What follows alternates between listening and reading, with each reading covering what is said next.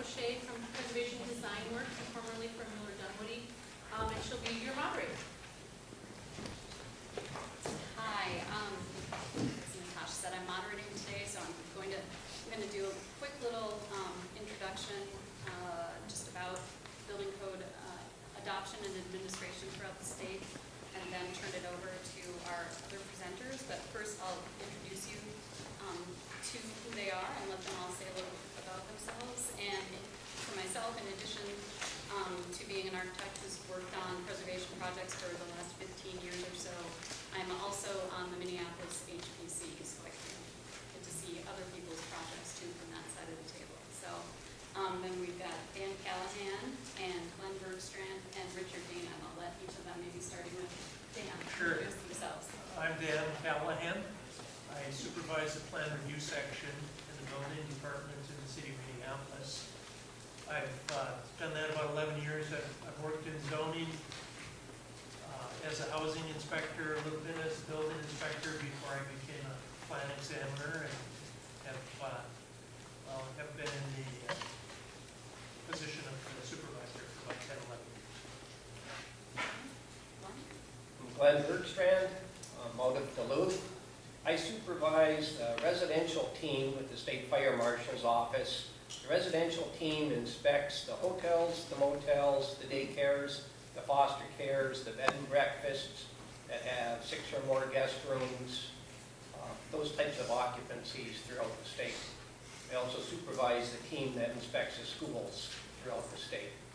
And I've been involved with working on the historical buildings and so forth for pretty much the last 34 years. And my name is Richard Dana. I'm on the St. Paul Heritage Preservation Commission, have been for the last couple of years. But 25 years ago, I started jet construction and remodeling in St. Paul. And we specialized in the remodeling and restoration of historic homes, working primarily 6 blocks either side of Summit Avenue.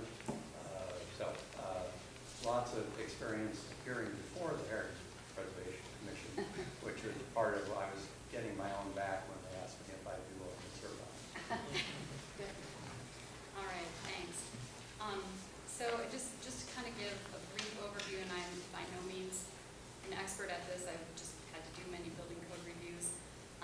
And in the interest of getting these gentlemen to speak here and not putting too much on them for creating PowerPoints about all of this stuff, I volunteered to do this part. So currently, the state of Minnesota, we have the 2007 Minnesota State Building Code that is applicable throughout the state, although individual municipalities can choose to adopt it and amend it, and I think amend it if they choose or no.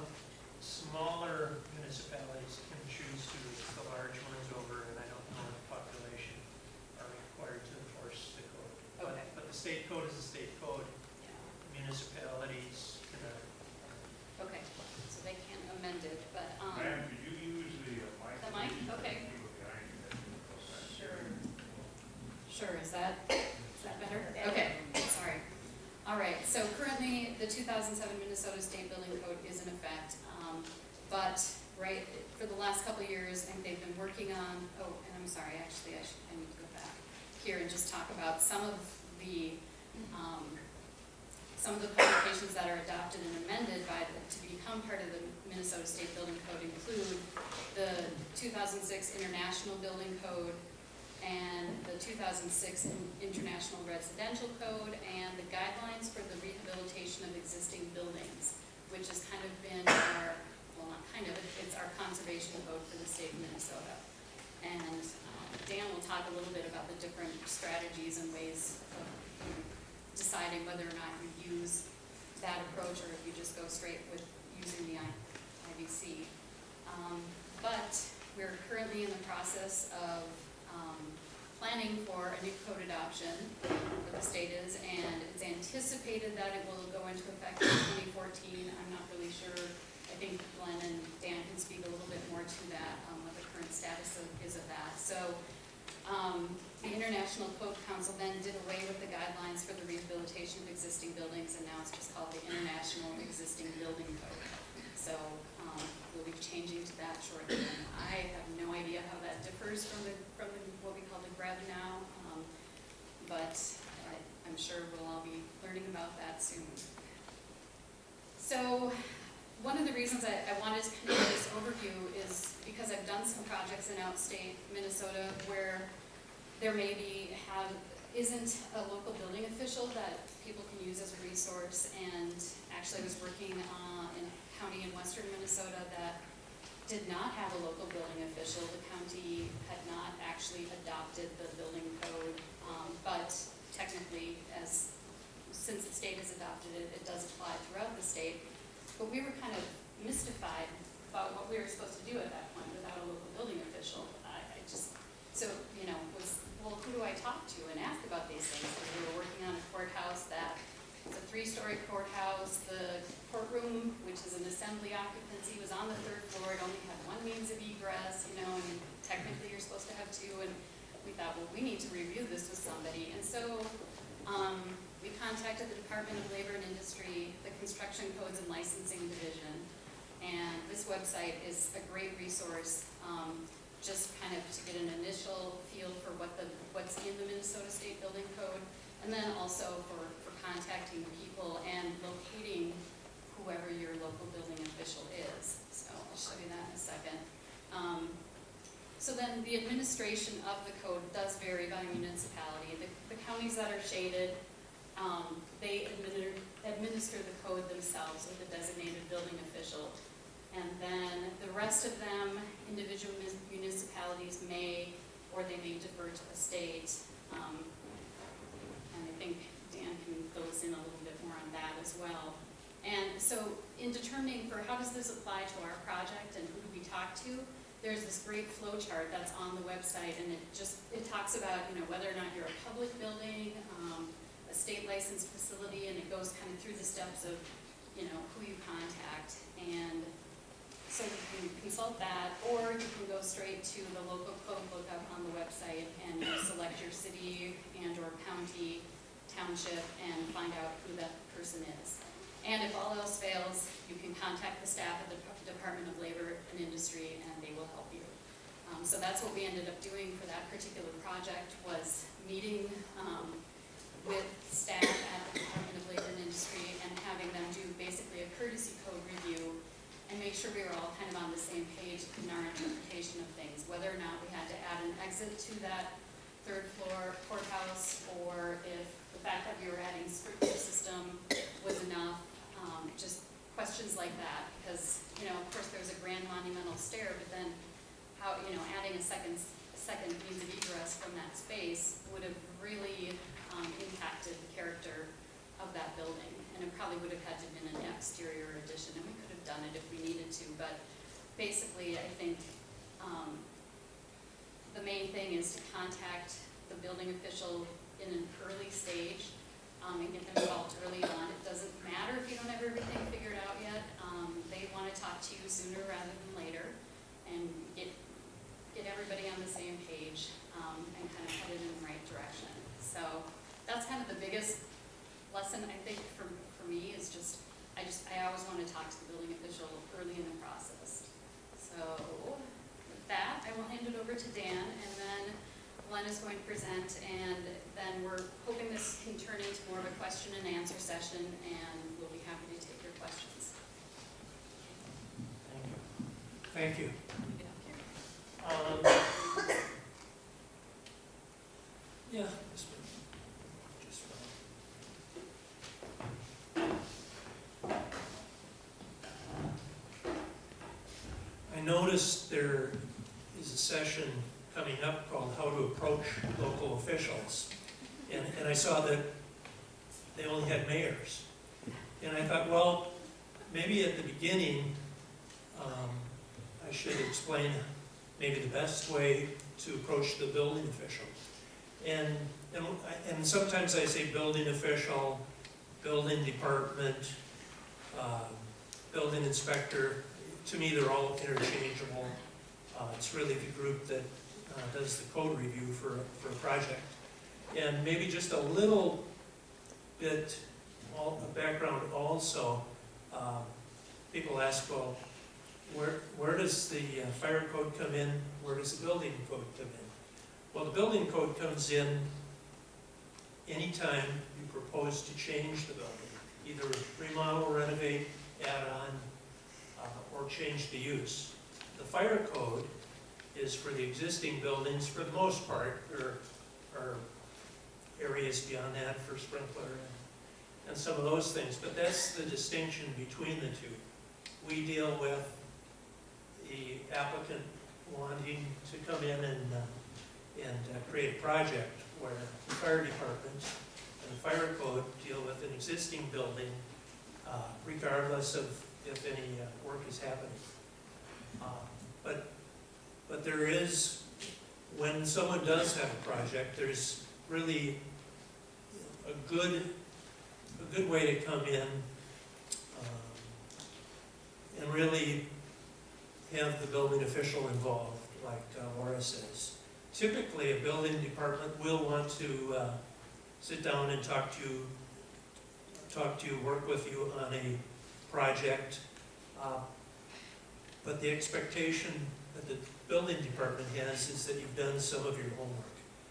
Typically, what that would mean to us in our department is that hopefully there's an architect involved, and an architect has provided at least some preliminary plans and what we call a code analysis. And a code analysis is something that really goes through the code pretty much important section by important section, letting us know how you're looking at certain aspects of the building.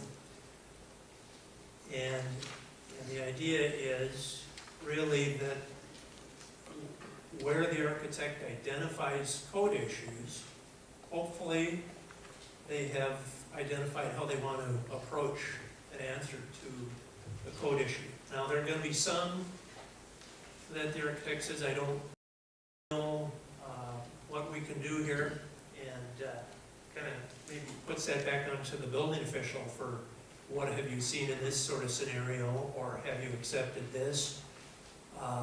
But in general, when the architect and let's say the applicant or the owner come in, what we want to see is really what is going to be proposed, and how are you going to meet the code, and then there are going to be some issues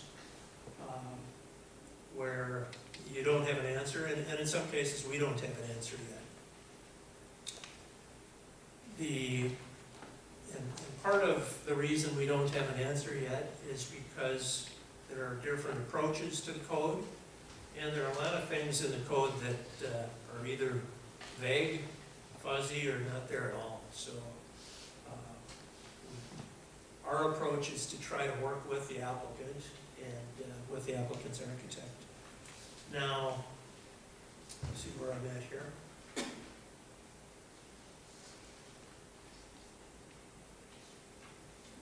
In general, I would say there are three kind of code approaches to bringing in a project in a historic building.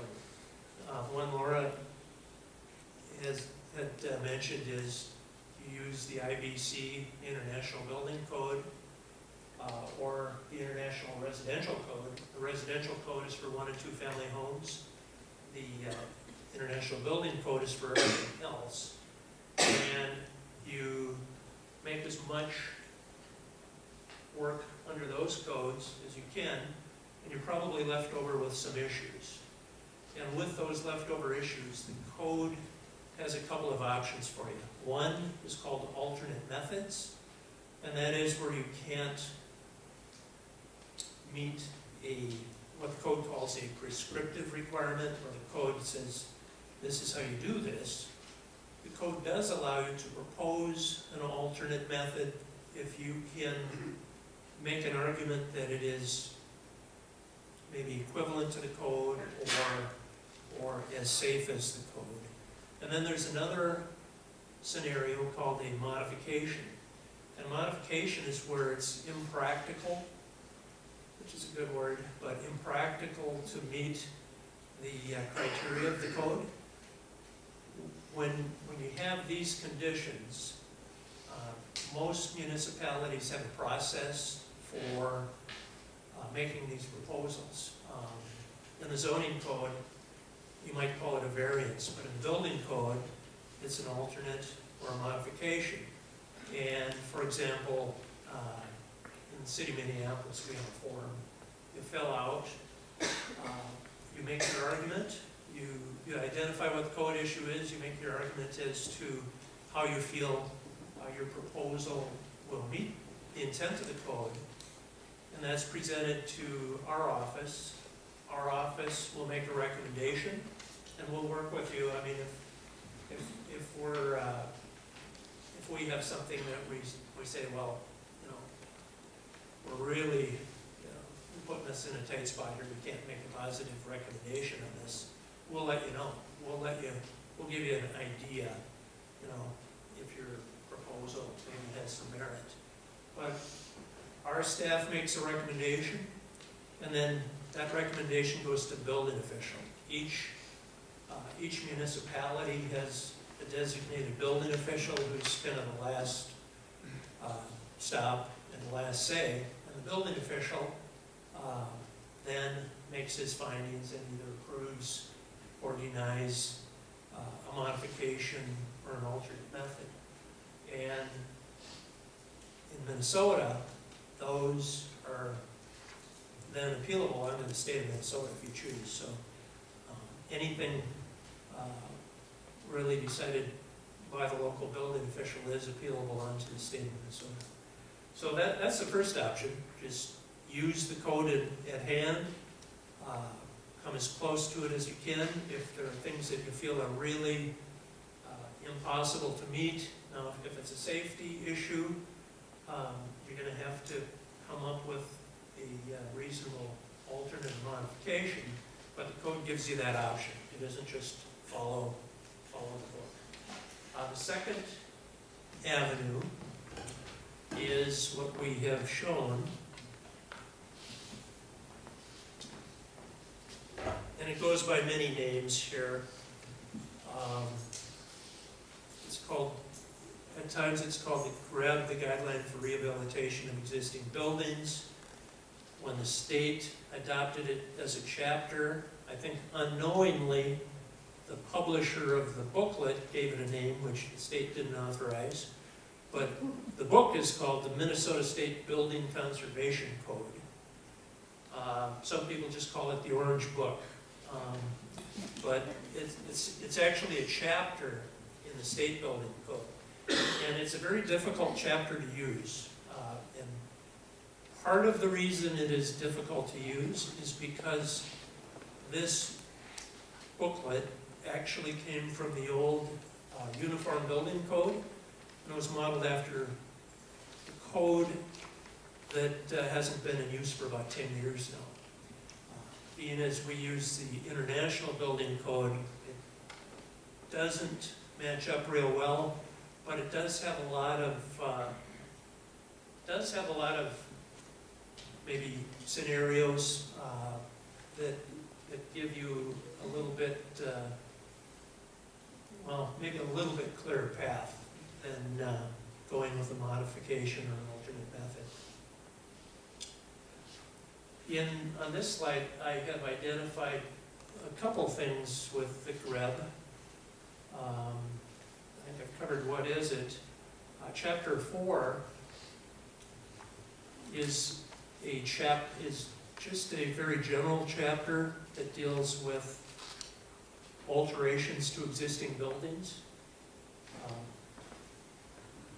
Chapter 5, whenever you change the use of a building, that sort of triggers stricter requirements.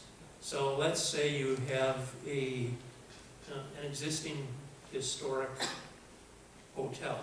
Well, if it was built and remains a hotel, there are going to be fire code inspections, and there are going to be certain minimums that need to be met from the fire code. But you don't need to come in for a building permit because it's already a hotel. And as long as you continue to operate it that way, you're not really triggering a building code issue. If, however, you have a warehouse building that you're going to convert to a hotel, now what you have under the building code is a change in occupancy, and that's Chapter 5, and that sets sort of a higher standard than Chapter 4,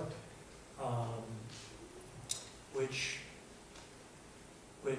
is mitigated somewhat by Chapter 6. And Chapter 6 is a chapter on historic buildings. Chapter 6 is going to give you a number of scenarios. I think I've got some of them here.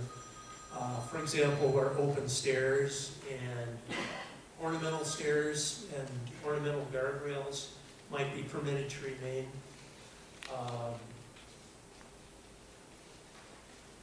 Really a number of specific items. House museums. It gives you some items that you can follow for a house museum. For example, it talks about really the building official being able to allow a house museum exiting, or actually the occupancy group to be classified as a B. It talks about the exiting must be provided, so it kind of leaves us in a little bit of limbo, which a lot of the conservation code does. But that goes back again to the architect and the developer or owner coming in, sitting down, talking to the plan review section about how you propose to address those items. So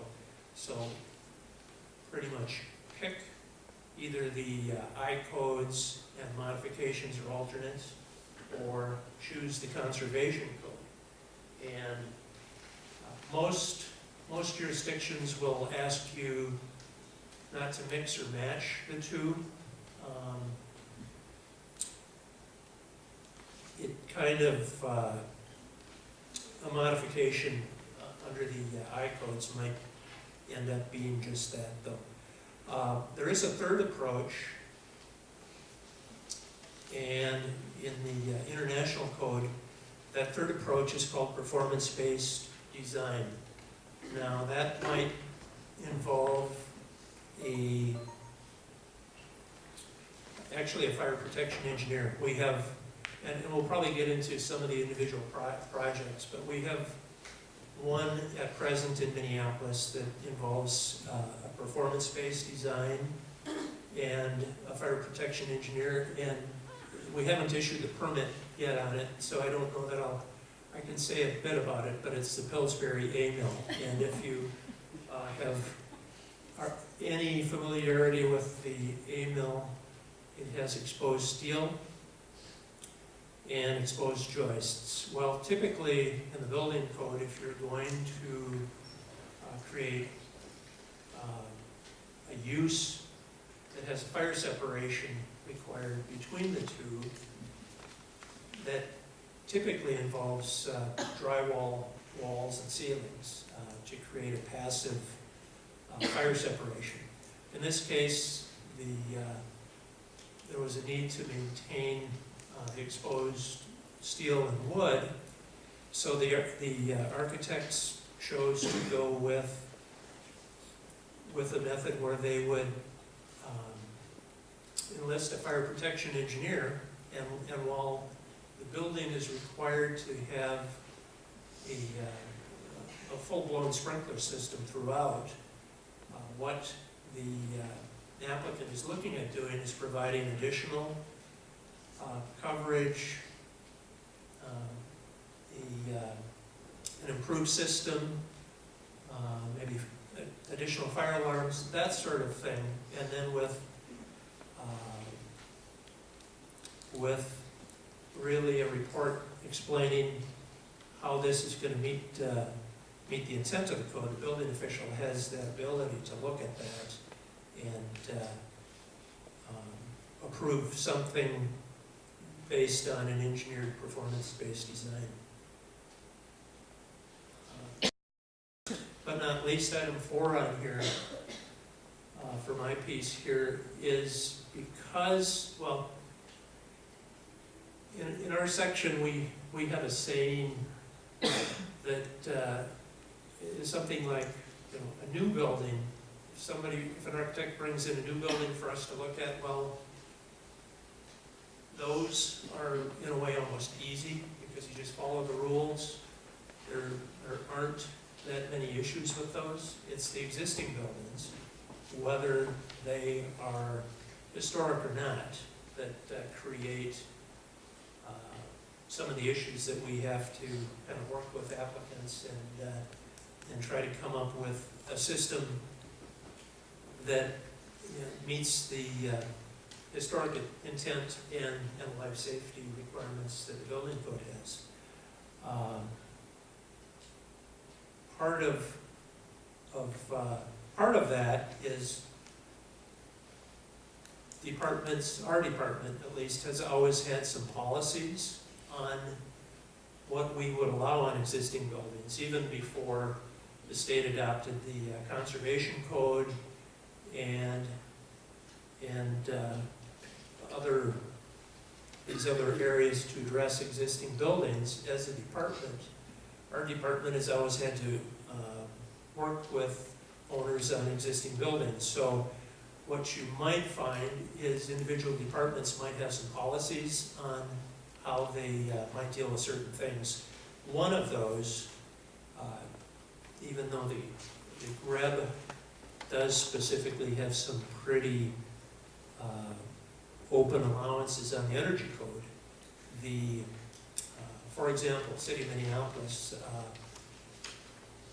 has a allowance. If somebody comes in with an existing brick building that is not insulated, the architects will sit down and say, well, gee, if I insulate the interior of this, I'm going to be creating some moisture, vapor barrier issues, maybe freeze-thaw issues with the brick, and we've recognized that for a number of years, and we're open to the existing buildings, if that's the avenue the architect wants to go, continuing that uninsulated walls. We'll try to get insulation in the roof cavities if that's possible, but our goal is typically to work with the architects, not create a problem or none existed before. We have 100, 120-year-old brick walls that are doing fine. We don't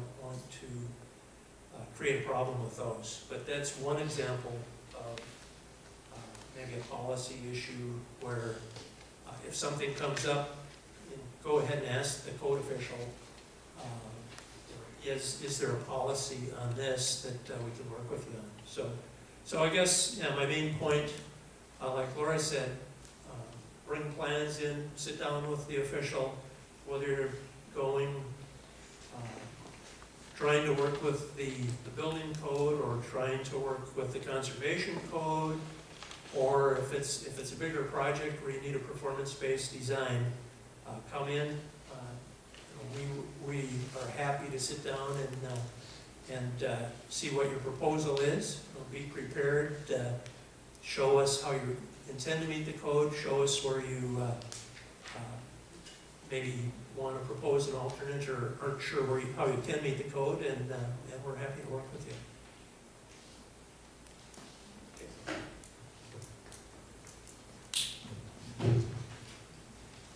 All right, thanks, Dan.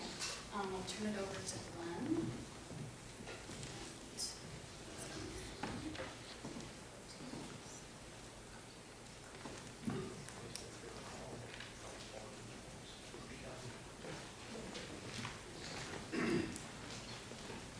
Good afternoon. Does anyone recognize any of those historic buildings on this slide? Those of you that did not get a handout, you can go to the reception desk and put your name and email address, and they'll send a handout to you. two in the upper corner are bed and breakfasts in Duluth. Bed and breakfasts are sometimes ideal historic buildings. Works out very well for historic buildings to be converted into a bed and breakfast type use when it was a mansion as a single family residence. Nice to continue that use of the building. The one in the middle is kind of unique. That's the Hibbing High School. Anyone here ever toured the Hibbing High School? Okay, I see some of you have. It would be a good place to have one of your annual conventions. You'll see quite a few photos on Hibbing High School as I go through this, and I think you will agree. You'll want to see more of it. The Hibbing High School is unique in the fact that when they were developing the mines for the city of Hibbing, they recognized one of the largest iron ore deposits in the state of Minnesota was under the existing city of Hibbing. They had to move everyone out of the city of Hibbing to get at that iron ore. How do you convince an entire city and all its inhabitants to move? It was their concept. Start with the school. You know, if the mines make this the most beautiful school, the most technologically advanced school in the entire state of Minnesota, and move it over 3-4 miles, then the community will follow. And that's what they did. And they made this to be the most opulent building for a historical building in the state of Minnesota. You'll agree with that when you see some of the pictures of it. This was built in the late 1800s, and it's still in use today. The community is extremely proud of that it's still in use, and the students take very good care of it. The picture on the lower right is a Kettle Falls Hotel. That's in Voyageurs National Park. It's only accessible by water. Being part of our park service, hopefully there's nobody in here from the park service. Money was no object in making this a historic building. You know, when they got hold of it, it was really a rundown restaurant and hotel. But one of its unique features is that in the bar of this hotel, it had a floor that was 3 foot higher in the middle than what it was on the outside edges, because as the building was collapsing, it was drawing down that floor. And they found that over the years, anyone that was on Lake Captogam at some point in time would have to go over to that bar, have a beer, root beer, whatever, just to see the uniqueness of this rolling floor. So when this was a Voyageurs National Park, they took the entire building down and rebuilt it. All of the wood was sent to Colorado and pressure treated for flame retardancy. How many of you have seen that? Okay, it was totally rebuilt with that rolling floor in it and all of the features that it had when Voyageurs National Park took this over. It's got a sprinkler system, it's got a fire alarm system, it's a very safe building. Here's my contact information, it's on your handout. State Fire Marshal's office, as I mentioned before, we inspect hotels, motels, Department of Human Service licensed facilities, hospitals, nursing homes, schools, and any structure that we receive a complaint on, if the local jurisdiction will not handle that. The reason I'm mentioning that is that oftentimes gets us into historic buildings where we would not normally be doing inspections.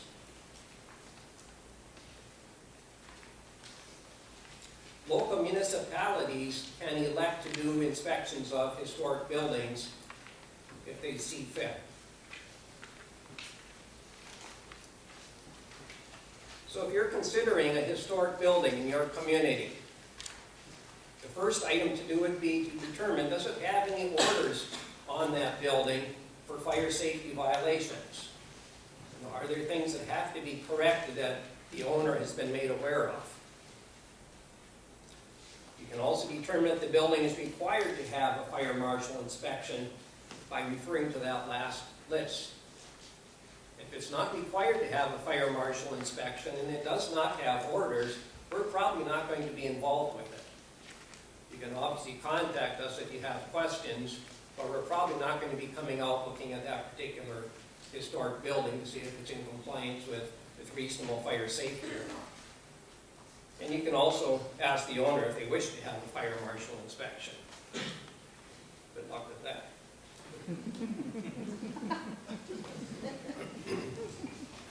This is one of the nicest sections in the fire code. This is what I really like working with. This section of the fire code states that provisions of the Minnesota State Fire Code are not mandatory for historic buildings when the buildings do not constitute a distinct hazard to life or property. In other words, it gives the fire marshal the authority to enforce the intent of the code, make sure the historic building has reasonable fire safety, but maybe not all the nuances in the code.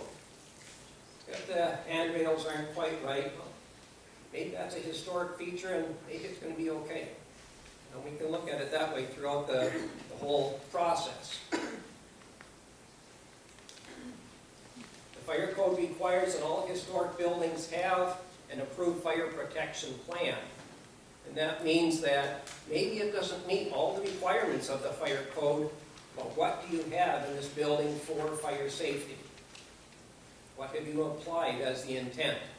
And have that documented. Maybe it's a fire alarm system. Maybe it's a sprinkler system. Maybe it's based on the number of exits and the doors swinging to the outside. Maybe it's based on additional fire extinguishers. So they say it gives you quite a few things to play with when you look at that historic building. There's also some things in the fire code where they actually put in exceptions for historic buildings. This is one of them here. The guards and stairs and balconies may be 24 inches in height instead of 36 inches in height for residential buildings or 42 inches in height for commercial buildings. Gives you some options there. I'm just briefly going to go through the appeals process, that if you have had fire marshal orders on this particular building that you're looking at, this historic building, maybe changing the use on it or something, you can appeal those state fire marshal orders. We deal with many appeals. And we conduct thousands of inspections a year, and we probably end up with half a dozen appeals a year. But the state law gives a process for this, so I'll go over that with you so you're aware of it. If the fire safety orders were issued by the state fire marshal's office, you may ask for a variance.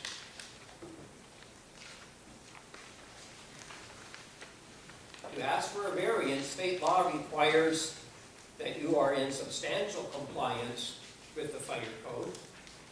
In other words, don't ask for a variance on exiting and on fire alarm system and on sprinkler system and on escape windows and on whatever else. You know, pick and choose where your battle is there. You have to ensure that the safety of the public and the occupants using that building will not be jeopardized if that variance is granted. In other words, can you provide reasonable fire safety?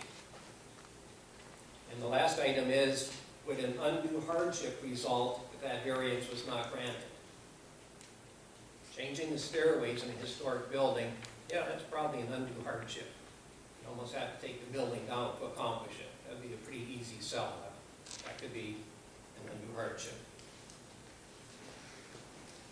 That photo is on one of the fire hose stations in Hibbing High School. Okay.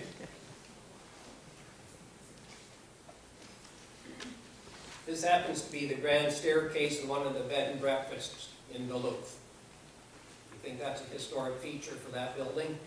The whole building kind of revolves around that stairway. To get a state variance on the fire code, it's also necessary to get an opinion from the local governing body. And they basically have three options. They can either agree with your request for the variance, or they could disagree with it, or they could state no opinion. And regardless how they vote on that, it does not mean that you don't get the variance, and it doesn't mean that you automatically get the variance. It's just an additional opinion that is required to be considered. If it is a residential type building, there's also a state statute that says, what is the effect on affordable housing with this variance?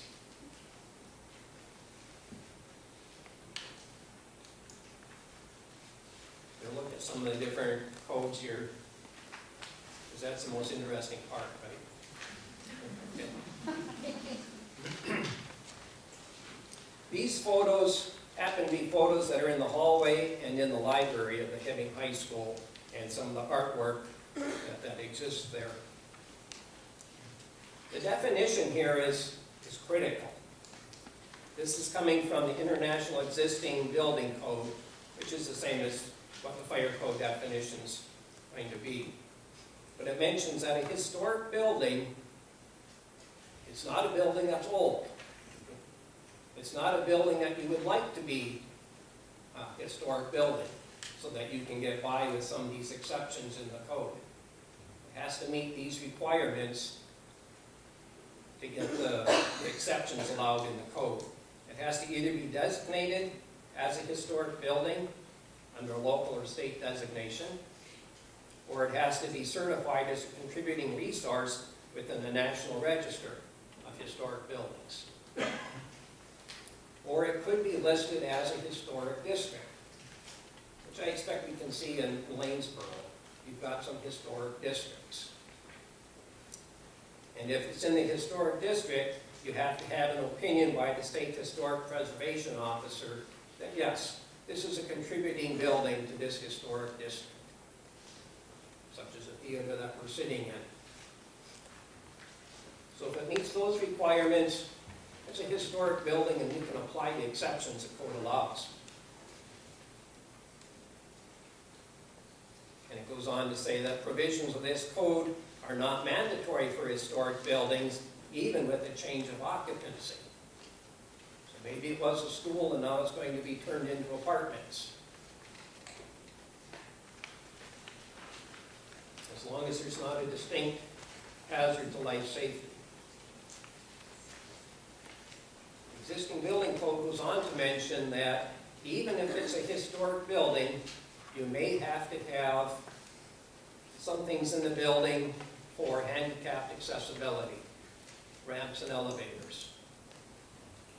That can be difficult to do, but it could still be a requirement. It gives you some exceptions for accessible routes, entrances, and bathrooms, or if that would threaten the historic significance in bringing those up to code, if it's not a life safety issue, you maybe don't have to make those changes.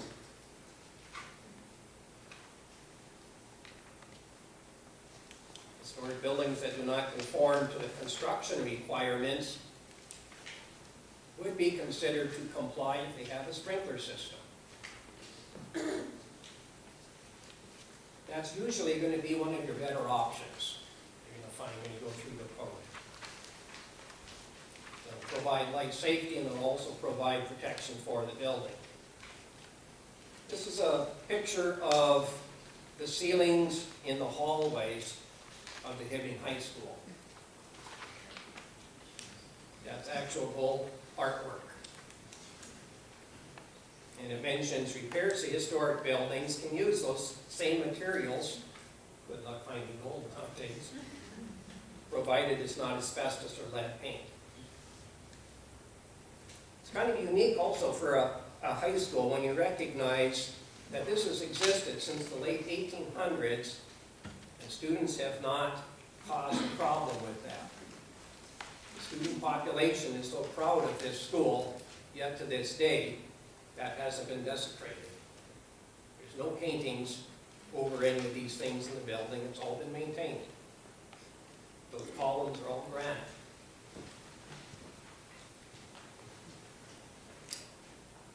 The existing building code requires that unsafe conditions shall be remedied that you find in the building, because they're a life safety hazard.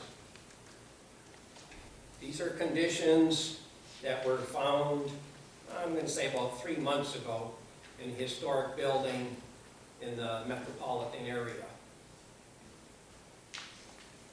The exit stairs there are probably no longer safe to use, and the electrical panel had water on it and finally was starting to rust out. Again, even though it's a historic building, it requires maintenance. This is a photo of the auditorium in the Timming High School. It also has 2 presidential suites in the auditorium, and both have been used by presidents of the United States, just because of what was done with this particular building.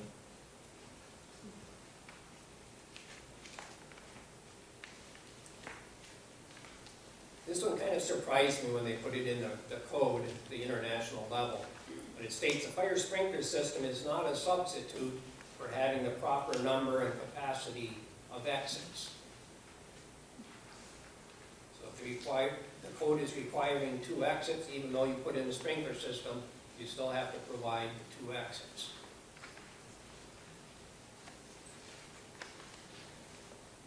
The code gives an exception for your main entrance doors. They do not necessarily have to swing outward in the direction of egress if you have sufficient other exits to take care of the occupant load in the building.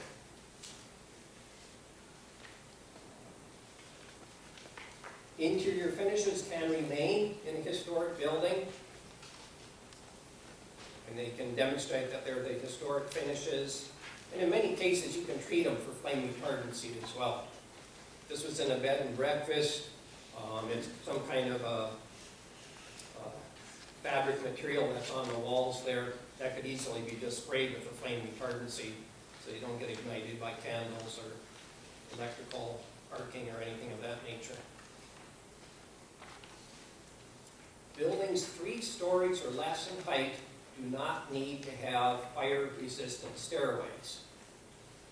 They may have to be smoke-tight with unrated fire doors, but you perhaps do not have to create 1 hour, 2 hour, 3 hour type rated fire enclosures. Historic glazing can be allowed if you've got a fire sprinkler system.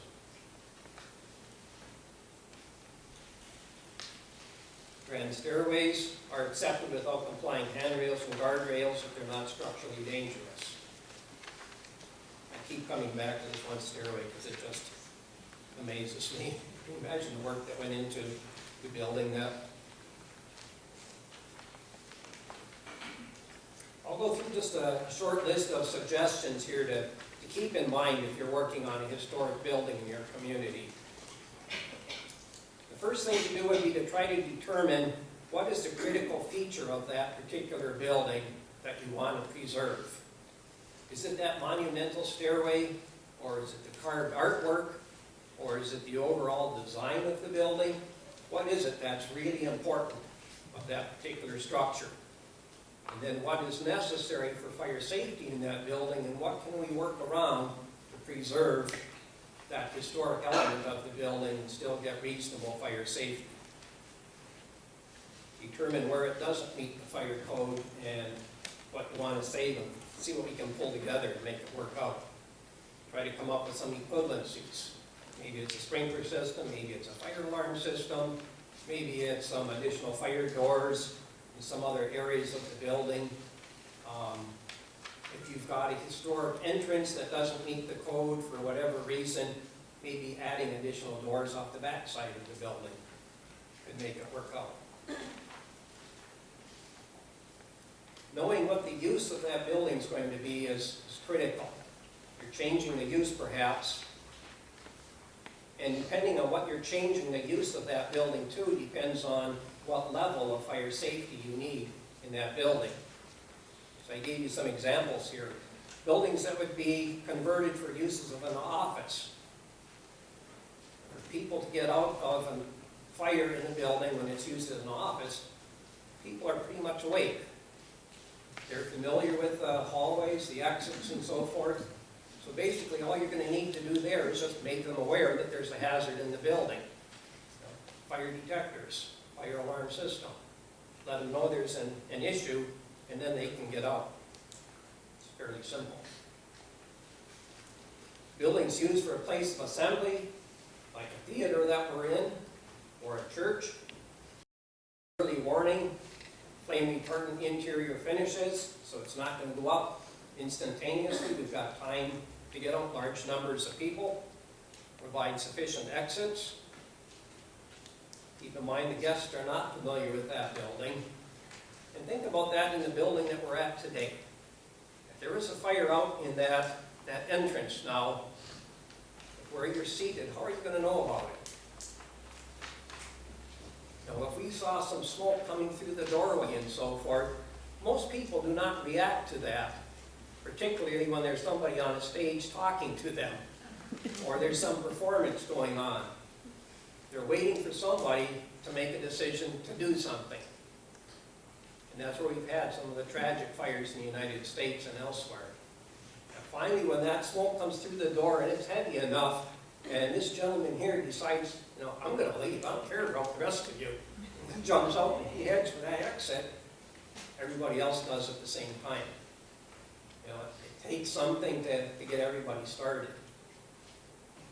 So with that in mind, on a historic building being used for a place of assembly, have enough exits and have some early warning system to let them know that, yep, there's a fire going on out there.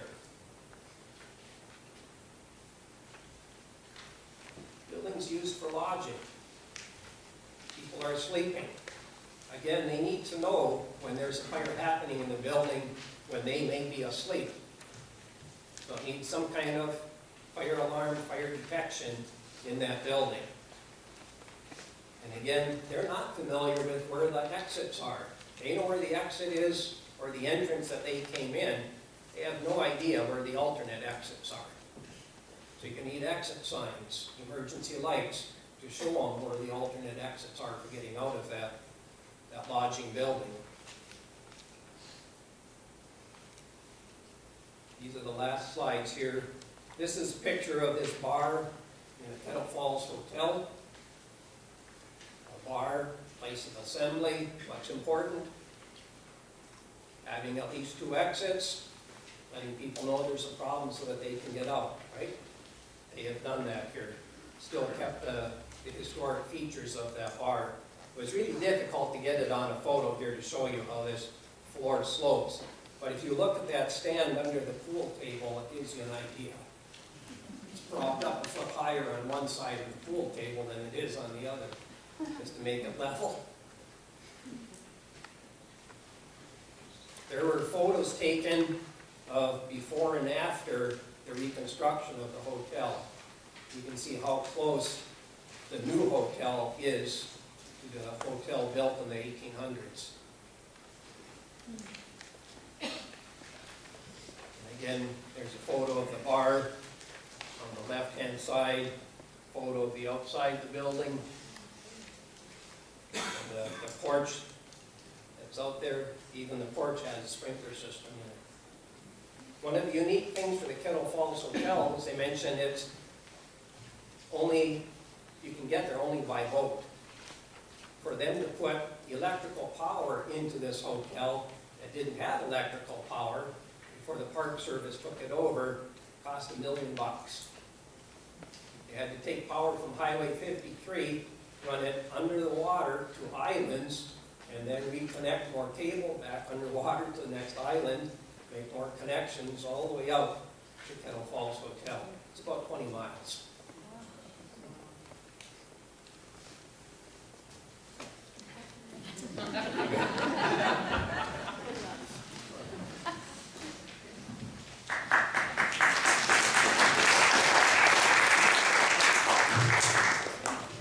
Thanks, Glenn. It's good to get kind of that overview of what we can expect when the 2012 International Existing Building Code is adopted.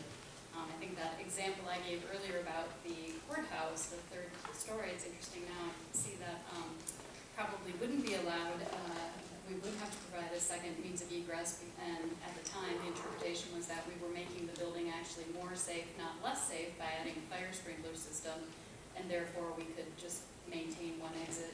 We weren't changing the occupancy or anything like that, but, so it looks like under the IEBC, that wouldn't be the case, so we might have to file for a,